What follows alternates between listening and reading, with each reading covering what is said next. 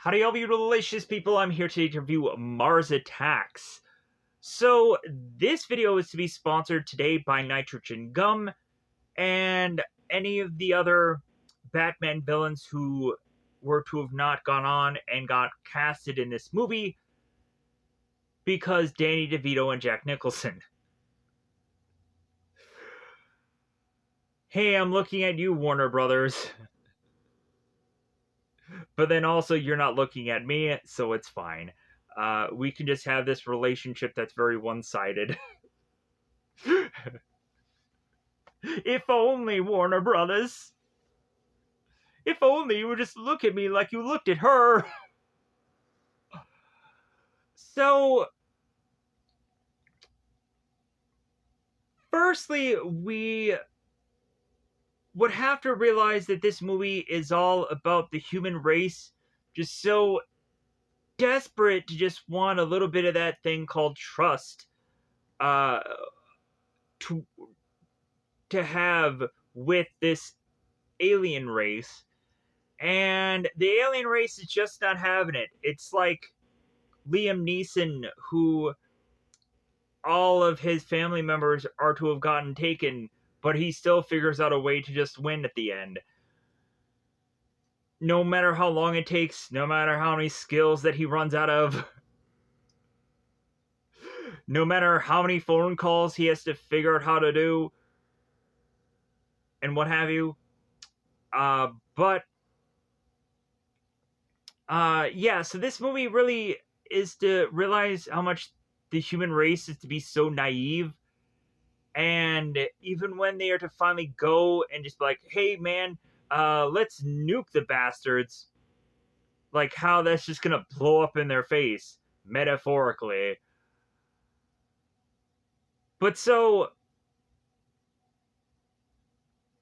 this movie probably has to be compared to not only movies this time around, but also a video game. Because we would, of course, have a video game called All Humans Must Die. That thing really just steals a boatload from this film.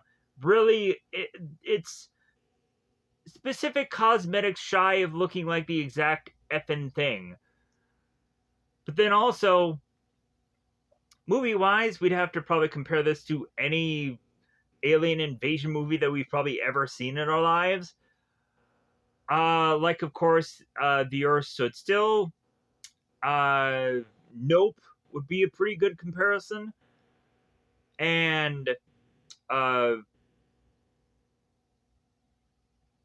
uh, Doctor Strangelove, because of how like the story just kind of like approaches to be very similar to that. Independence Day, especially when they go on and they start wreaking havoc on the world and like kind of blowing up totems and palaces and destroying uh, eventually what is to seemingly be the French government. I don't think I'm giving yeah, I'm kind of giving things away, but then also like that isn't all that important to the whole scope of the movie. It's just kind of like an afterthought like thing, like, oh hey, yeah, they do that too. But so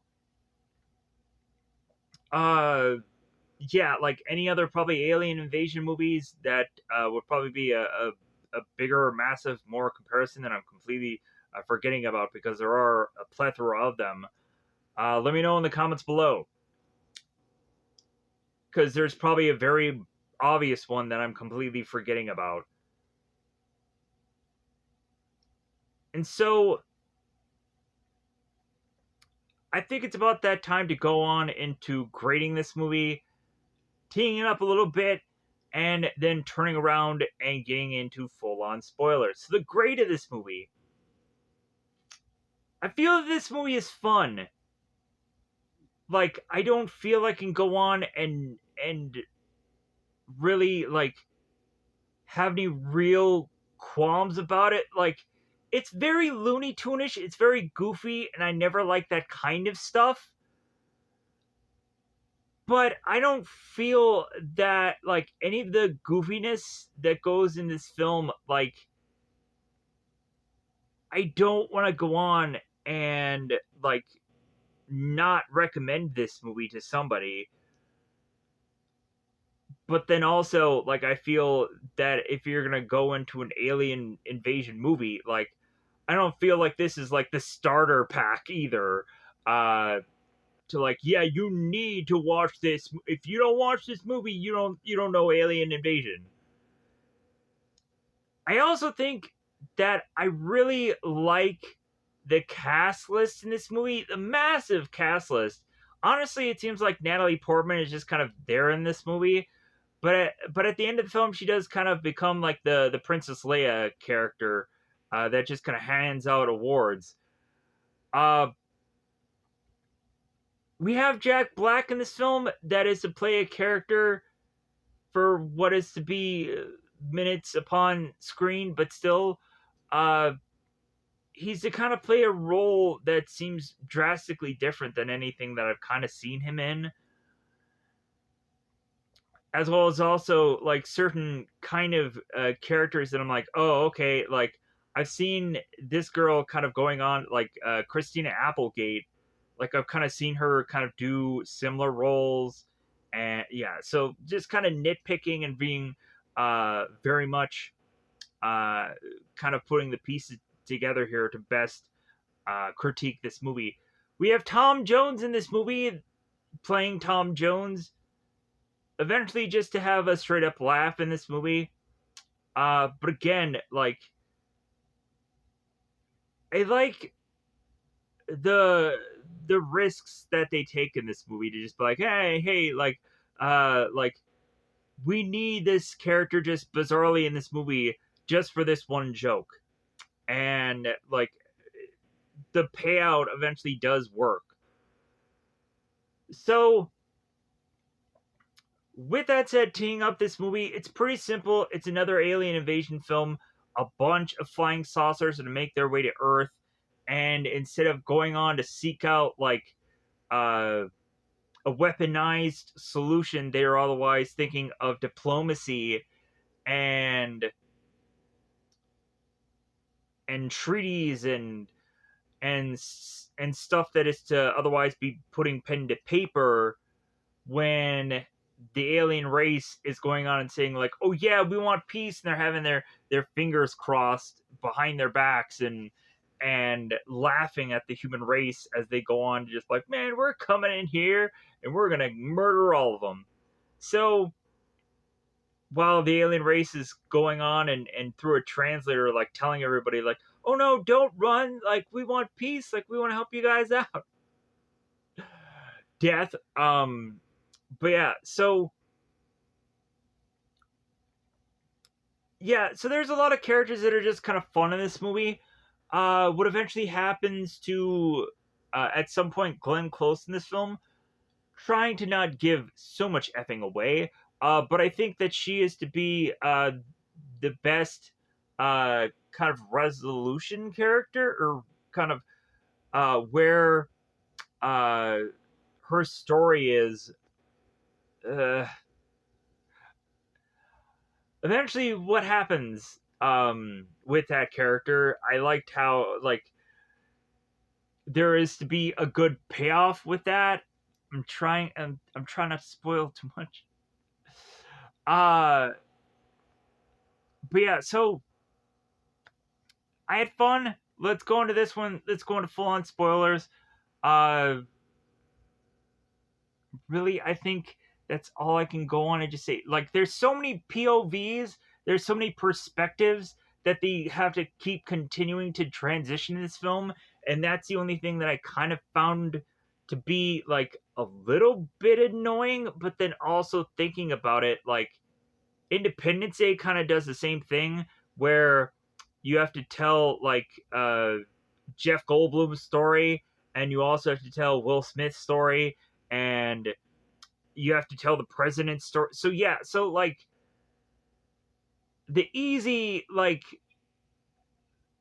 thing with this movie is to just want to go on and kind of compare with other films to like justify it's like, well yeah, like this movie did go on and probably like make us eventually understand why in so many other films later on there was so many like perspective things that they had like 10 different people in one film all had their own little spin about what happened, and have their own little stories within this one, where either they are to all combine and meet at the end, or at some point also they are to figure things out along the way and have like a domino effect of like, okay, like this one person being able to figure out how to beat the aliens eventually connected into all these other characters who are all left, and like they're kind of seeing uh the like the have that thing connect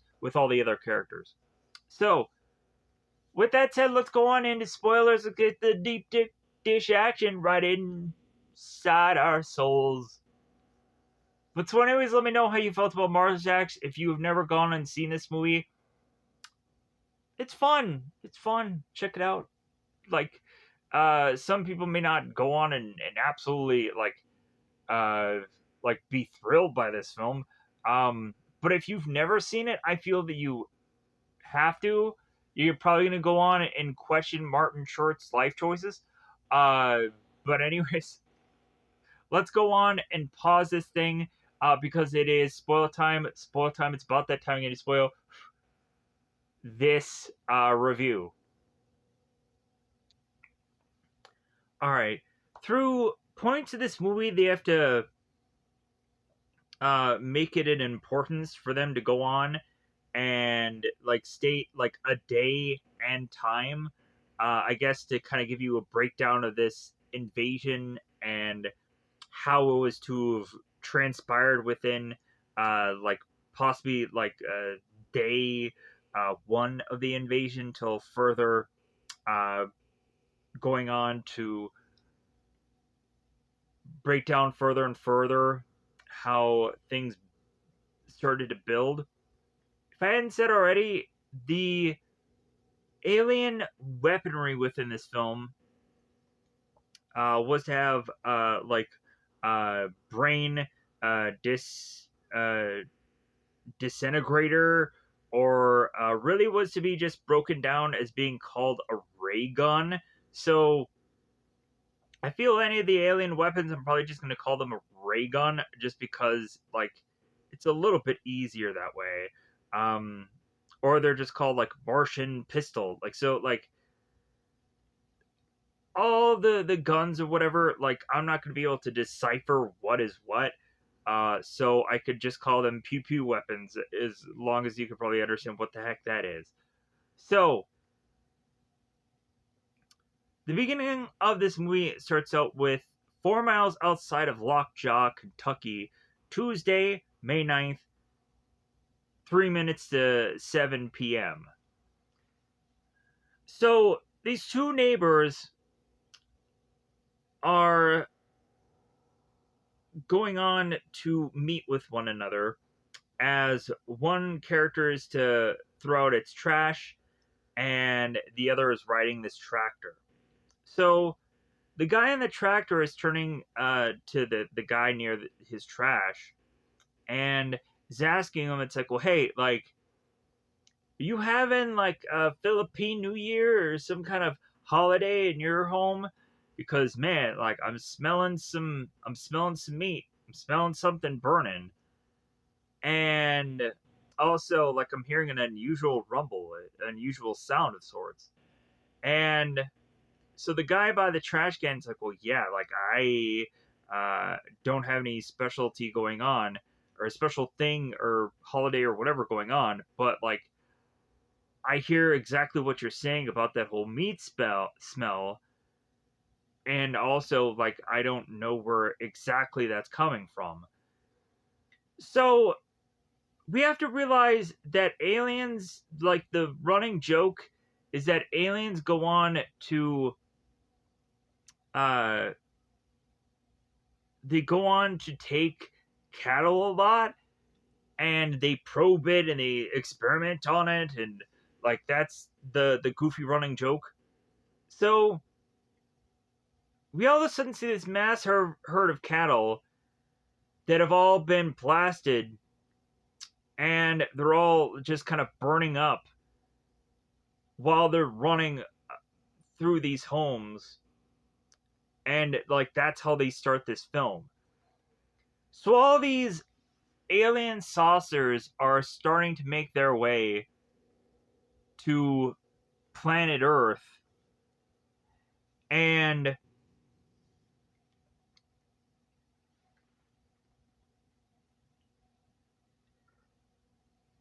we'd have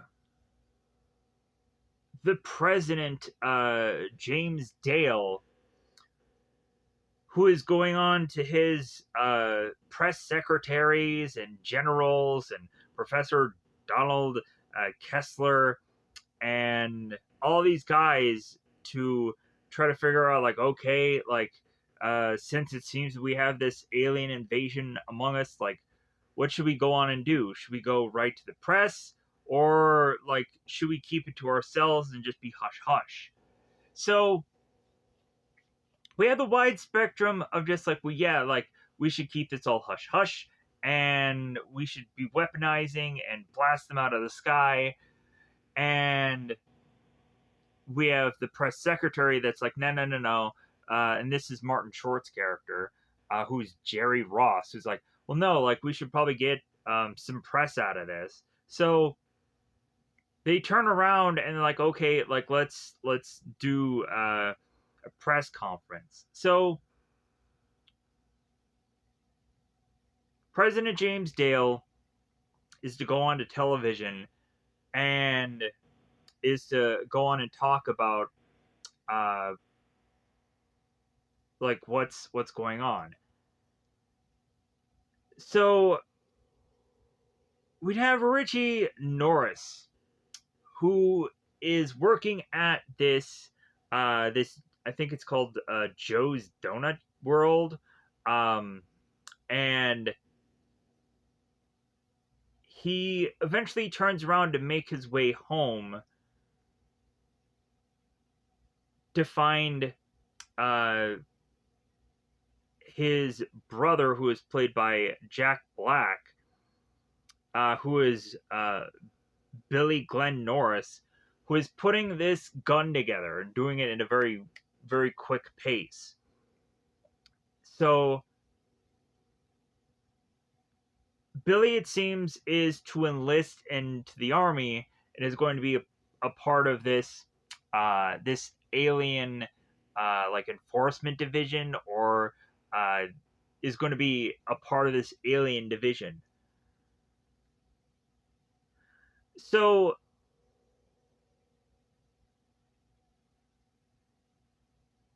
since Billy is going to go on and leave, uh, we'd have this family that is to have to all get together, even the grandmother, and say goodbye to Billy as he's going on and leaving, and trying to like get as many kisses as he can from his girlfriend as he possibly can. So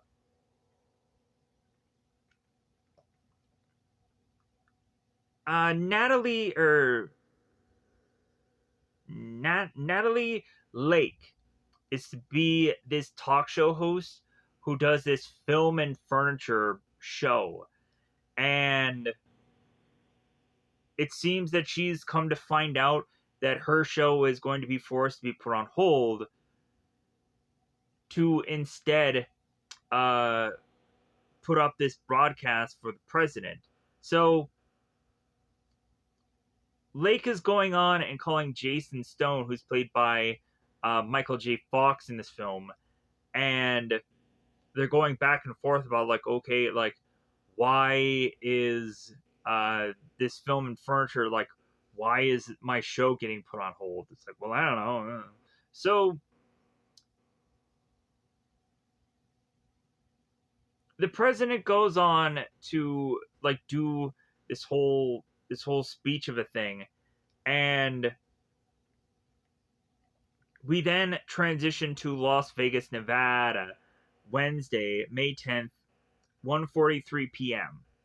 So Here we try to focus on a character named Byron, but then they kind of transition into other things. So Byron is to be this boxer of course it seems to be renowned fame, and Byron is going on and talking to these nuns, and they had said it's like, well, yeah, like we used to watch your stuff, like we love you, and this and that, and he's like, oh, like were you guys even nuns back then? And then it's like, oh yeah, we were definitely nuns back then. I'm like, all right, all right. So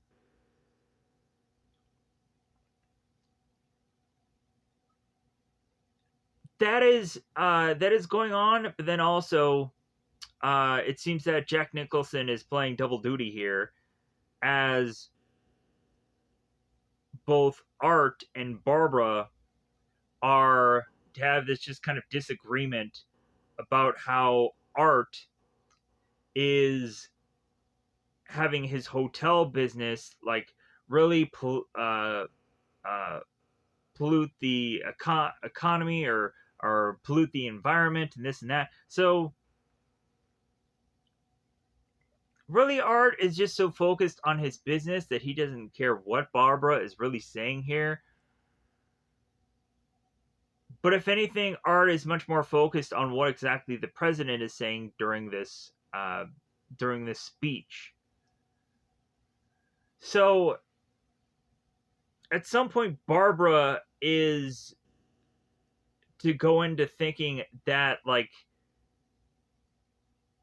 that this invasion thing could make her realize that the aliens are here for peace, and she all of a sudden just kind of becomes this guru character and is to travel to where the aliens are eventually going to land to uh to just kind of have her chakras and her things and her prayer beads and this and that to just kind of hope for a peaceful solution, but we'll find otherwise. So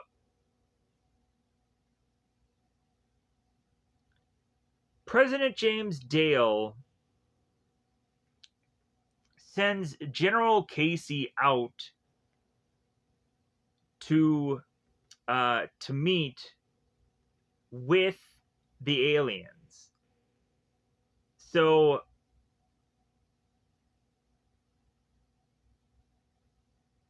and I think I'm getting way ahead of myself also. Uh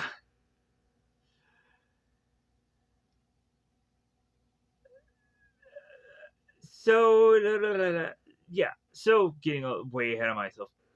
Uh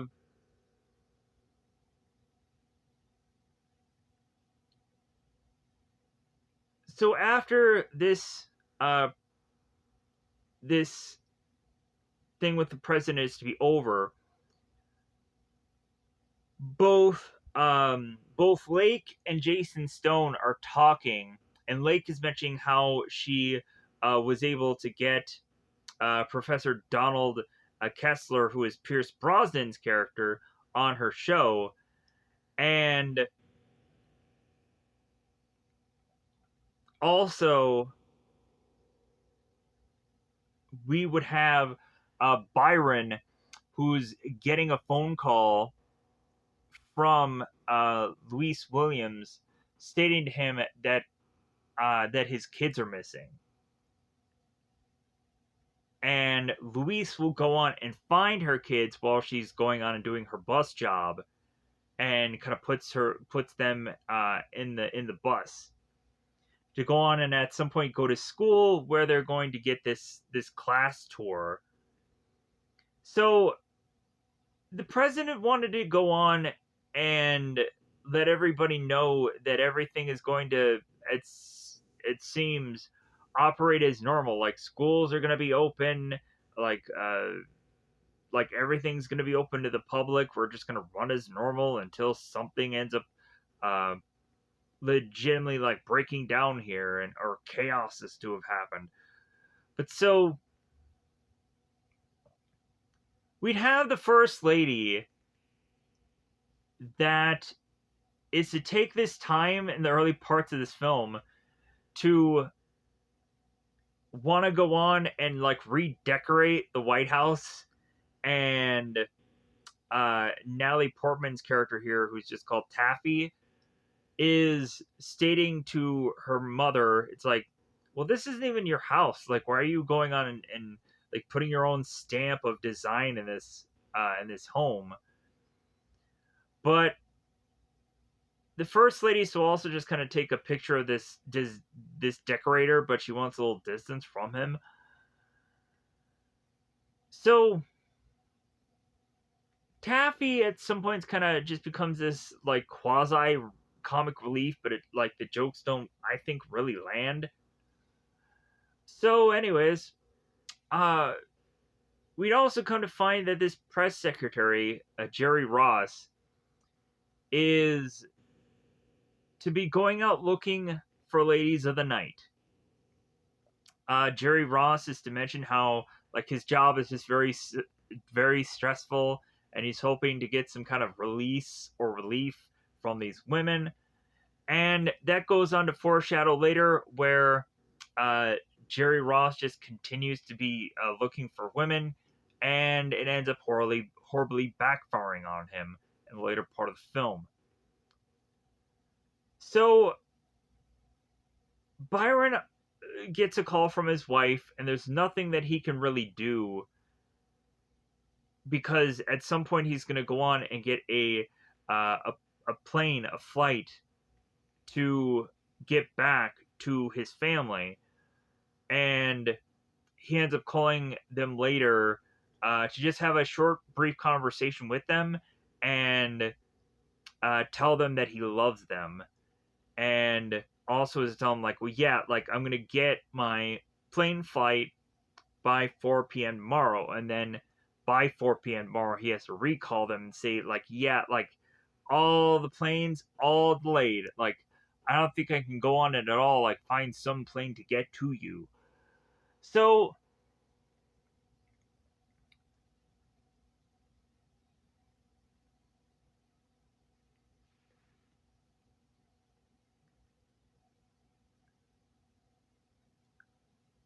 we'd have the newspapers and everything covering the whole alien invasion angle, and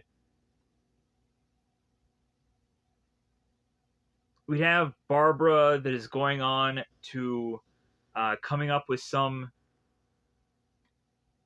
like religious possible resolution to all this, and having this like kind of crowd of people just kind of around her. So not only do they have the president go on and do this speech, but then also they do this like also just kind of questionnaire like thing.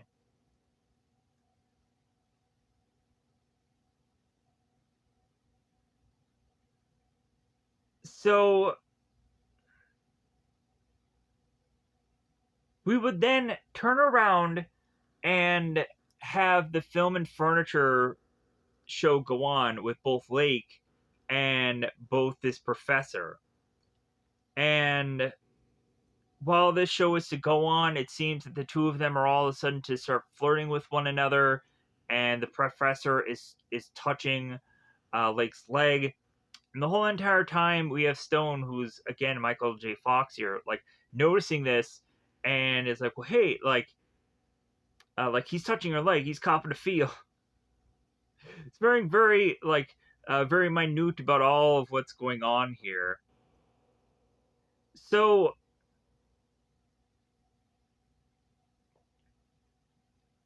Richie was to go on and take his grandmother and take her back home to her old folks home. And the thing that is interesting about this grandmother is she calls everybody Thomas.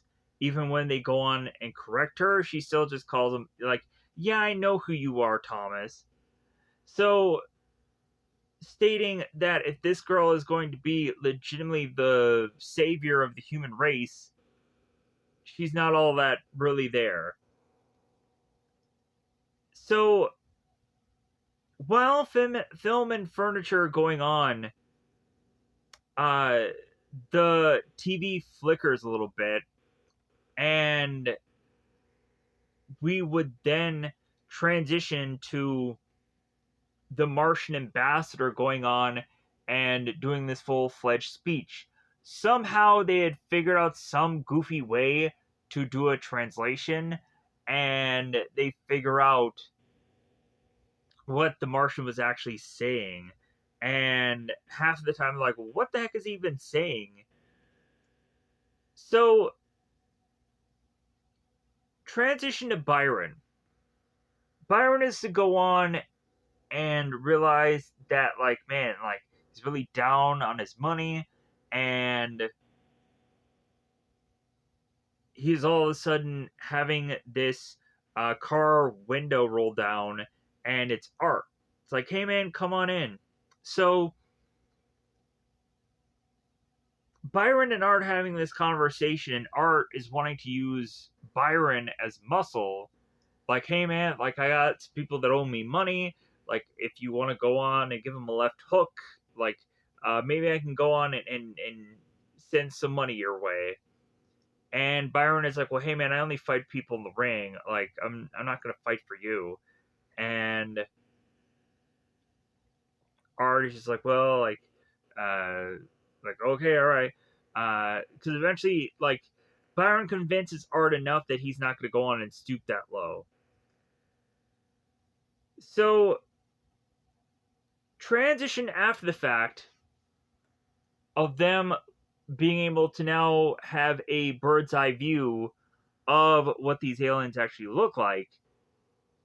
We have the professor here that is breaking down that uh, these characters are to possibly have like telepathy or the ability to read minds, and because of how large their brains are.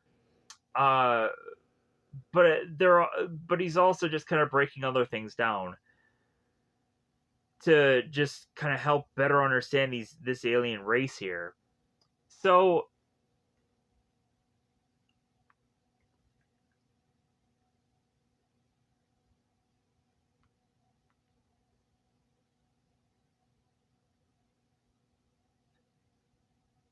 we come to find out that the aliens are wanting to go on and want to meet. So the aliens are like, oh my god, like this is gonna be, or so the human race is just like, oh my god, like the president is just like, man, this is gonna be like the best thing for us. Like, I can't wait for us to get this like this peace going. So, and they're just kind of thinking like the ka-ching of just like re-election like things or whatever goofy kind of political statements that they can make out of alien and human race world peace. So the aliens are to state there to land at a place called Pahamrum, and like it's around the Nevada desert. And at some point, they even have like a welcome sign of where they're heading to. So the general is stating that he can have troops there by 800 hours, and we would have the president not wanting to have this specific general go on and do this whole kind of peace thing because he's very much gun ho, but the other general that he's going to send is actually General Casey. So we get to this Pahrump location, as it seems that a number of people are just kind of driving there. There's news coverage. There's the GNN covering it. There's the the film and furniture uh, news company like covering this, and a lake goes on, and it's a sea that Stone is there, and she's like waving at him like, hey, hey, and he's looking, and he's like, yeah, okay, all right, I'll wave back at you. So General Casey is making his way there, and he ends up getting a phone call from his wife sitting. It's like, you know what, I told you that like all it would have taken is to of keeping my head down and like never amount to anything, and like look at me now. Like I was right the whole time. Like kind of as this goofy funny joke. So ugh, let me do some adjusting here. So General Casey is just all smiles and all just like, man, uh like I can't wait for me to get this alien peace going, this alien peace brewing. So General Casey's the first man to really be there to just kind of welcome the alien race. So they have bizarrely this translation machine, and it has to do the translation for the human race and then the translation for the aliens. So General Casey is to try to go on and talk to the alien here, and mentions like, well, hey, like we're a peaceful race, this and that. Like, hey, I'm happy to welcome you here to Earth, and the alien is to say to the human, it's like, well, yes, we want peace, and everybody's like, oh my god, oh, this is great. And then all of a sudden we have this one guy who just bizarrely has a dove, and he's like, yeah, they wanted peace. And then he lets this bird fly, and then the bird just comes out of the sky blue, and the alien is just be like, no. And then pow pow pow pow pow pow pow pow. Everybody's to get wiped out here. uh Billy, who's Jack Black's character, ends up just kind of running around trying to look for a gun, and uh, is to be against this alien, and so he instead tries to uh, grab this flag, and he's like, I surrender, and he's holding this flag, and the alien kills him, and the way he dies, he's like weirdly like jiggling, and then he dies and he gets wiped out, and Billy's parents are watching on as this is happening, and like, change the channel, change the channel. Like if you change the channel, it didn't happen. So kind of like in the Street Fighter movie where like Zangief or whatever, the one guy is saying like, hurry, change the channel, same thing. So people are getting killed here, people are getting wiped out, people are like getting in their vehicles and getting the heck out of there.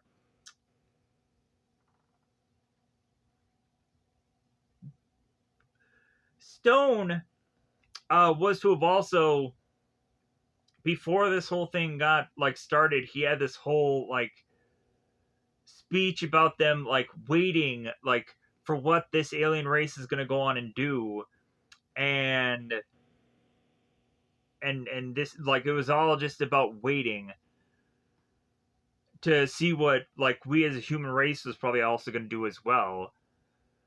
So I say that only because Stone is to eventually kind of make his way back to Lake here, and this, of course, is to be the Sarah Jessica Parker character, and whereas Lake is to fall over, Stone ends up getting killed, and he gets wiped out here. So this character is to have a very much small, short life here. But then we transition to the planets, the alien races, the Martians, the Martians ship. I should probably say Martians instead of alien race. It sounds better, and it's also shorter. So the Martians, they're on this ship and they're experimenting with like human fingers and lipstick and all these things from Earth. And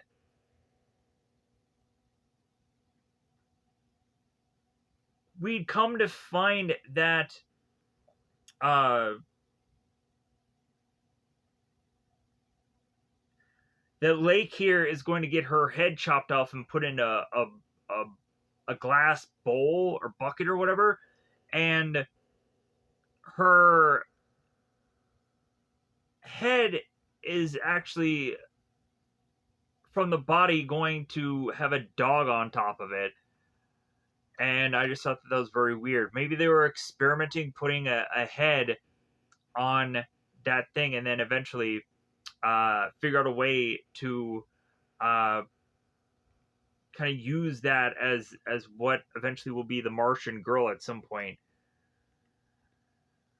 But so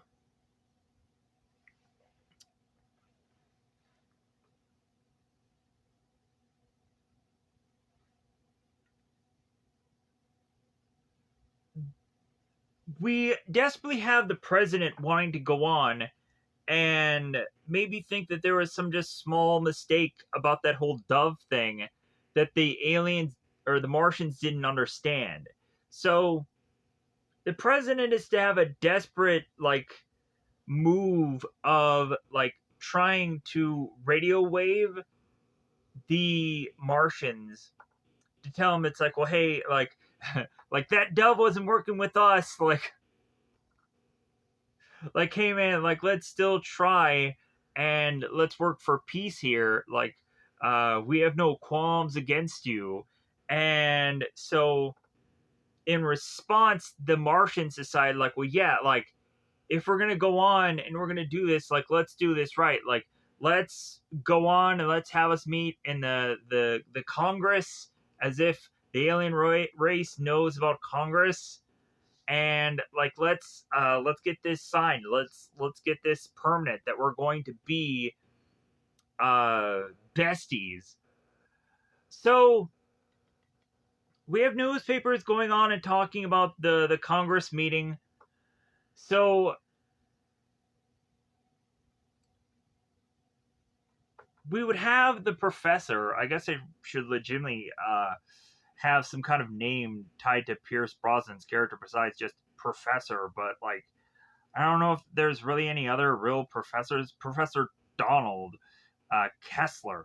So I'll say Kessler now instead of just Professor. But either way, it just rhymes as well. Professor Kessler. So Professor Kessler is at this Congress meeting, and he's going to try and do his very best to try and stop the aliens as they are to again go into this Congress just being laughing at our human race and just being like, dude, we're going to wipe you guys all out. Because there's to be this whole buildup of like, okay, the Congress is getting ready to just kind of wait for the Martians to make their way with this Martian ambassador. And then when the Martian ambassador just kind of gets ready to just kind of boop, boop, boop, like hit this microphone and do this speech, he's like, yeah, plow, plow, plow, plow, plow, plow, plow, plow, plow, plow. Or pew, pew, I guess, should really be the. And so when Professor Kessler is to just be like, oh no, like you don't understand. And then they end up kind of knocking him out, and they kind of throw him over. They kind of throw the professor over their shoulder because he's going to the spaceship for him to basically lose his neck down. So the president was also like watching this whole Congress thing. And the president asked, like, well, shouldn't I be there? Like, it would be a pretty good, like, just kind of press moment or PR moment. And and Martin Short's character was like, no. Like, if anything, like, I think it's just better that way to just kind of have you probably last longer in this film instead of getting killed off being there. This, of course, is to be Jerry Ross, the secretary, the press secretary. So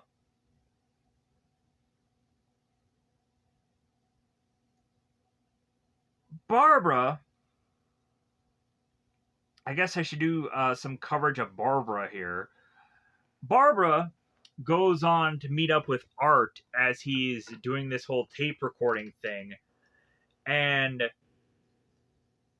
Barbara at this point is thinking that all is lost and she's going to bury herself into alcohol as Art is going on and still thinking about all of his like hotel uh like accommodations that he can make for all these people that are either flying in or making their way in.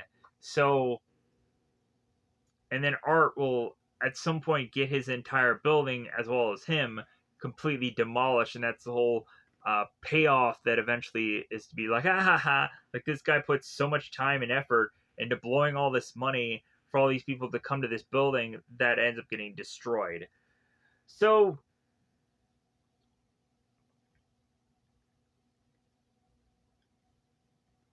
Ross, Martin Short's character,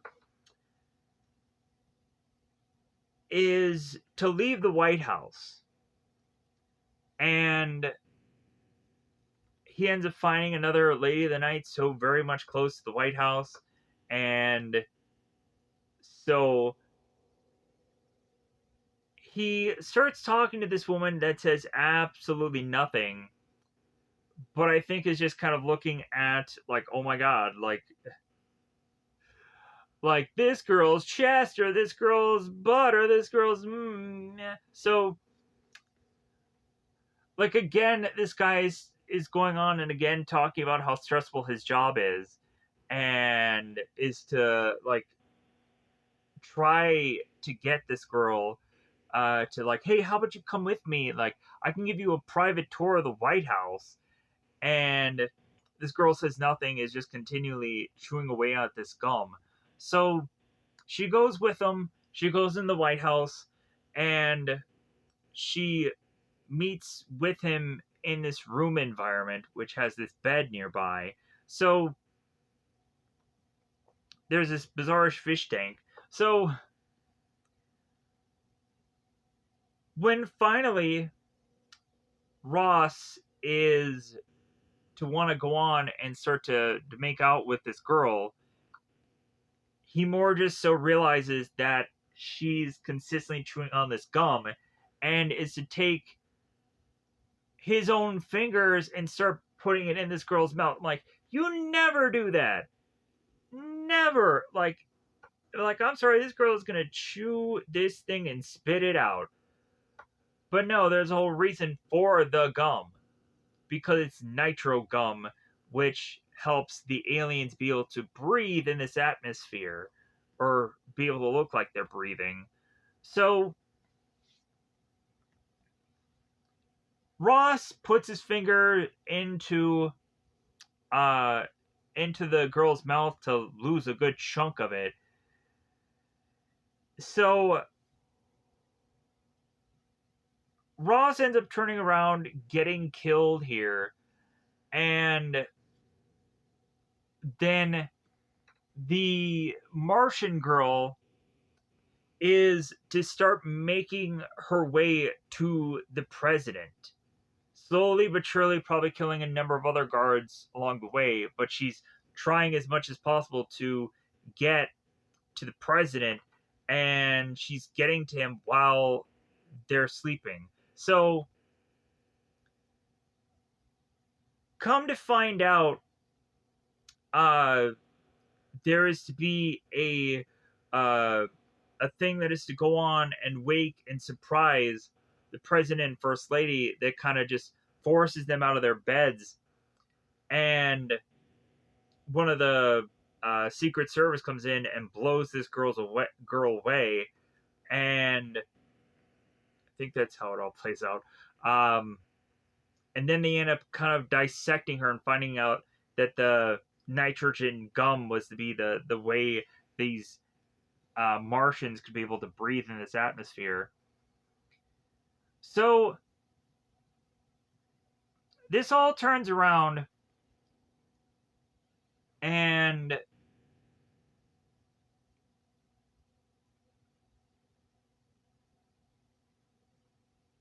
we'd have the Martians that are making their way into the White House to get to the president. And when the president is to try to evacuate, they go through a location that a whole entire school is doing some tour. So they try to evacuate the president to have this all-out war going on between these kids, the Martians, and the adults. So at some point there is to be a shootout with these aliens, and we have the kids who just take these ray guns and they start firing away. So at some point, some of these characters are to go on and get killed here, and Glenn Close is to end up getting crushed by this chandelier, and the way that like it just falls, and she ends up having to state that this is Nancy Reagan's chandelier, and it falls on her and it kills her. Pretty decent death. So the president is now like at a loss. It's like, oh my god, my wife just died, and the Secret Service is all just like, and the two kids of Byron's are saying like, hey man, you need to get out of here, come on. Like I get it, somebody just died, but like you guys can't just stay here and wait to get killed and shot. So they all go to the war room. This is probably DEFCON 1 probably by now. So the president is getting a thing telling him that that France is on the line for line 2. So the president picks up, and Maurice is to be, I guess, the French president, and so the French president is telling the American president, it's like, well, hey, like I have the aliens here at this conference, and like we're signing a treaty, we're getting something signed, and Maurice is like, no, like get out of there, and your people, like get out of there, and we then see that everybody's getting wiped out and all these people are getting killed, and so the president's like, god dang it, like everybody's just getting killed here. So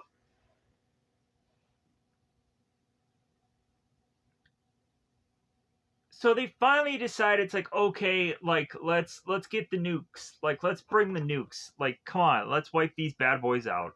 Let's finally go with the other generals, like finally thing that they legitimately need to have done in the first place was to just figure out a way to just wipe these characters out. So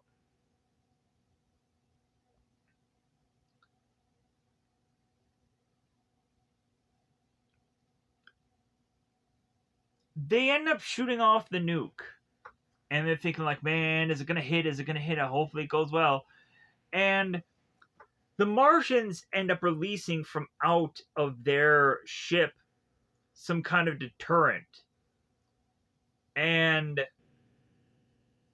come to find out, like this deterrent thing just kind of sucks up this nuke, and then like goes right back into the Martian ship, and the Martians showcase that they are to just kind of like inhale this entire nuke as if it's just some cigarette smoke, and the president is just like, like even that didn't work. So we're starting to see the aliens like wreak havoc everywhere.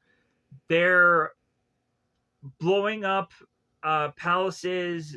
They're destroying totems uh, and certain tribal sacred things, and they also end up taking down the Washington Monument. They end up blasting that.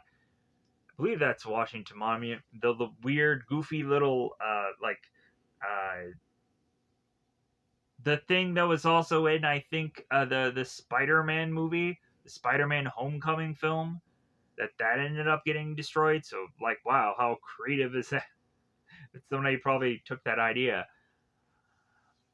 But we're seeing so much chaos and so many people just kind of running around here, there, here. Like Godzilla just bizarrely shows up in frame, and then we come to find out that the Martians are just starting to watch a bunch of just like movies and TV shows from their Martian screen in their Martian ship. And so they're seeing Godzilla, then they're seeing Dukes of Hazzard, and they're just kind of thumbing through the channels, bizarrely. But I thought that that was kind of a funny little thing. So, so much chaos is going on. Byron and a lot of characters are just kind of collectively getting together, and so Byron is asking Barbara if she is to know somebody who uh, has a plane available. And Barbara's like, well, Art did. And so it's like, well, hey, that's good enough. Like, if I can just kind of figure out some way of being able to fly this plane, like, we can get out of here. So, collectively, these people gather. But then, furthermore, we then have Tom Jones, who is doing this concert, and so he's doing the Not Unusual song. So he starts singing this song, and then all of a sudden his backup singers are going into the darkness and they disappear, but they're backup singers, so what do we know? And then the backup singers shine their light upon them again, and we find out that every single one of them are all aliens, and they're starting to just kind of sing and dance and whatever in their whack whack, the little duck speak. So Tom Jones is like, "Oh my god, I gotta get out of here. We're all gonna die." So Tom Jones ends up meeting up with Byron's team of people, and we have the gambler, who of course is this horrible drunk. That's Danny DeVito's character that just kind of stumbles into this group, and he's like, "Oh my God, you're Tom Jones. Can I get an autograph?" And this guy ends up just kind of going with this team because it's like, "Hey man, you want to die? Like you want to live forever? Come with us." So the team collectively all gets together and starts to make their way to this hangar. And I feel like I'm going on and also heavily missing out on any of the other characters consistently. Like, I don't really want to go on and talk much about Professor Kessler and him just kind of being ahead in the uh, the spaceship while he's going on and he's talking to Lake, and like she's bizarrely like scratching herself because she's now half head, half dog, and like they're talking about uh like, well, hey, were you really flirting with me? Yeah, because I've really been going on and watching your show because I really do like you. And so it's like, oh wow, that's really nice. So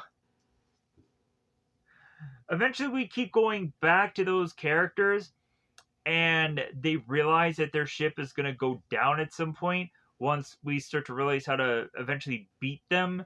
And so the two of them are just kind of two like just heads that are just kind of rocking back and forth, and at some point they kiss one another, and then the ship goes down. But getting a little ahead of myself, but just want to get that scene out of the way also, just to cover that. I'm all over the place.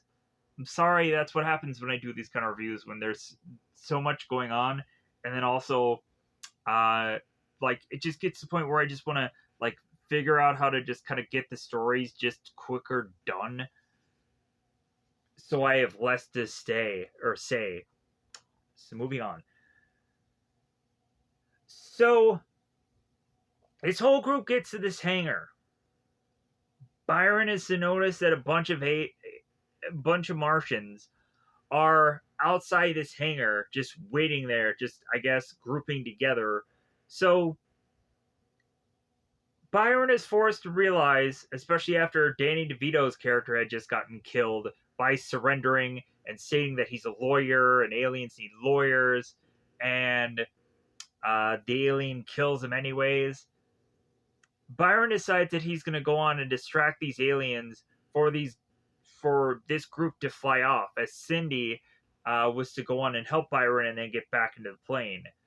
Cindy is to go on and just kind of be this like rando uh, character that is to just kind of be this like performing looking character or this kind of Egyptian looking character also.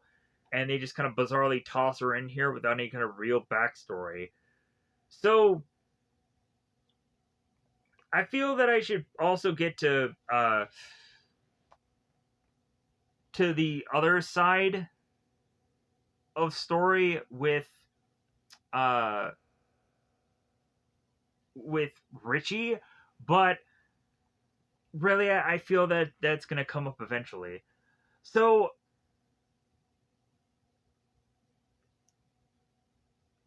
I want to focus with Byron. So Byron goes to the aliens, and instead of them just kind of fighting like gun to gun, uh, we'd instead have Byron was like, well, hey, let's fight like actual fight, and Byron starts taking off his gear as he was to have been King Tut, and Danny DeVito's character mentions like, hey, like who died and made you King Tut? Like I know that's the wardrobe that you're wearing, but like come on, like who made you leader of this group? So Byron tries to face off against this alien, but it all comes down to the numbers being too great. The numbers are all consuming him, and it seems that he is to be on the ground, and we'd have to have drawn the conclusion that he's dead, but we'll find out way later in the movie, by the end of it, that he's not actually dead, that he'll come back to his family. So,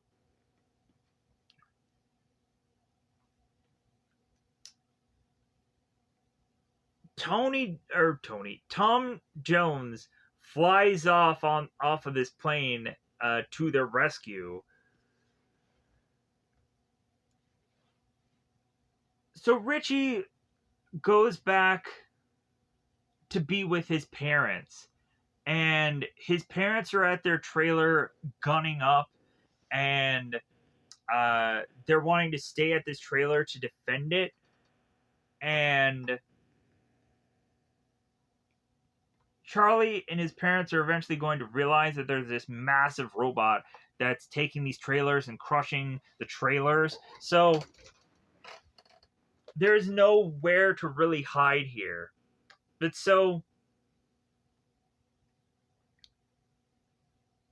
Richie drives off and he knows that the only real family that he has left is to just be his grandmother. So he drives to get to her, to get to the old folks' home, to come to find out that this music, this old fashioned music, is to be the one deterrent for the Martians as the Martians have infiltrated this old folks' home. So the grandmother goes on to play this music, and the aliens' heads start to burst. And they're like, oh my god, that's it. That's that's the weapon. So both the grandmother and Richie are all driving around having this music blaring, and their ultimate goal is to get to the radio station to tell them like, hey, this is the Martian's true weakness. So let's get back to the president. So the president at this point is just kind of out of options. The only options that he really has here is just straight up death at this point. So the president is to realize that even his war room is to get infiltrated by these aliens, as this weird, bizarre green ball is to make it into this room, and they're to realize, like, okay, like, the aliens are coming here. So the aliens make their way into this location to find that the general is kind of like two gunning it up. It's like, well, hey, like, you're never gonna take us alive. We're gonna win. We're gonna figure you out. Da, da, da. And the more and more that this general talks, they're like, oh, okay, we're gonna use this weapon against you, and it's gonna shrink you, and then we're just gonna crush you like a little bug. So all the other Secret Service, like Mitch and whoever, are all to get wiped out here. So the president is to seemingly be the only one left here. So he is to try and do what it seems that he can just do best here and make this whole speech that eventually leads to him stating, it's like, well, hey, like, can't we all just get along? And so the alien is to go on and want to, like, just kind of put a hand out and put her there as it cries, and is to have his heart grow 2 times this day, but not large enough to not want this president to just get killed. So the hand of which that the president is to grasp is to separate from the alien, and then is to go on and start crawling all over the president. Then it jabs into the president's back, stabbing him, killing him horrifically. So